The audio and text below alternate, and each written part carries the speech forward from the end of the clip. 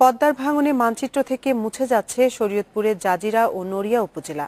এই দুই উপজেলার 11 কিলোমিটার এলাকা এরই মধ্যে বিলীন হয়ে গেছে। প্রতিদিনই বিলীন হচ্ছে নতুন নতুন এলাকা।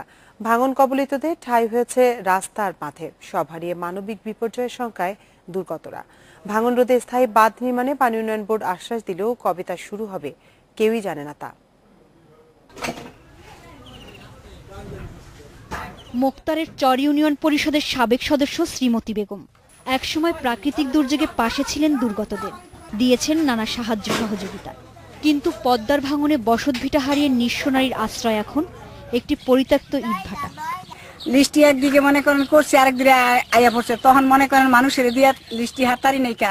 আর এখন আমার মানুষের কাছে হাত পাততে হয়, মানুষের কাছে চাইতে হয়, মানুষের কাছে একটা জিনিস চাইতে হয়। এখন আমি খাওয়ান পাই না, এখন আমি হিন্দন পাই না, এখন কোনো জিনিস পাই না। শ্রীমতী বেগমের মতো অনেকের ঠিকানা এখন খোলা মাঠ বা কৃষি জমি। চরম নিরাপত্তাহীনতায় রয়েছেন ফাঁকা জমিতে আশ্রয় নেওয়া লোকজন।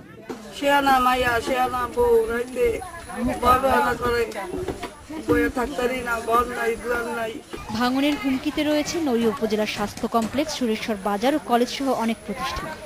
খাওয়ানো খুব অসুবিধা, আমরা কি খেয়ে কি বলতে আমরা চলে ফিরবো। খোলা আকাশে বাস করি, পুকুর নেই, পানি নেই, ধুইতে খাইতে কত কষ্ট, নদীর পানি খাই করি। ভাঙন রোধে স্থায়ী বাঁধ নির্মাণে একটি প্রকল্পের প্রস্তাব দিয়েছে পানি উন্নয়ন। ভাঙন অব্যাহত থাকলে অনেক গুরুত্বপূর্ণ স্থাপনা নদীগর্ভে চলে যাওয়ার আশঙ্কা রয়েছে। তবে ইতিমধ্যে আমরা ভাঙন প্রতিরোধে একটা প্রকল্প, স্থায়ী প্রতিরোধে একটা প্রকল্প প্রস্তুত করে প্ল্যানিং কমিশনে প্রেরণ করা হয়েছে এবং প্ল্যানিং কমিশনের সাথে যোগাযোগ অব্যাহত আছে। এবছর ভাঙনে গৃহহীন হয়েছে শরীয়তপুরের প্রায় 1200 পরিবার। নদীগর্ভে বিলীন হয়েছে সুরেশ্বর রক্ষাবাঁধের 130 মিটার। বেশ কয়েকটি স্কুল, কলেজ ও 25টির বেশি ব্যবসা প্রতিষ্ঠান।